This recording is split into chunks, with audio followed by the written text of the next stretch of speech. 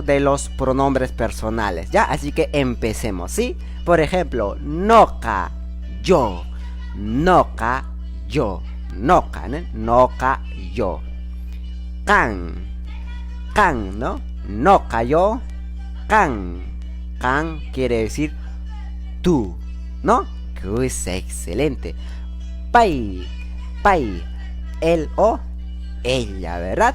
Kusa, kusa, muy bien, excelente. No canchis, no canchis quiere decir nosotros, pero en este caso el nosotros, el inclusivo, ¿verdad? Nosotros, todos nosotros, ¿verdad?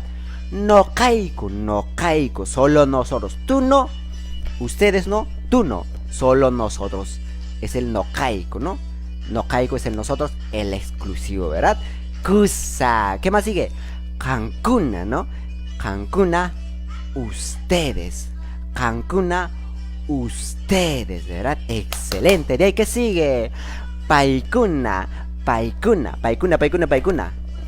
Ellos o ellas, ¿no? Claro que sí, muy bien.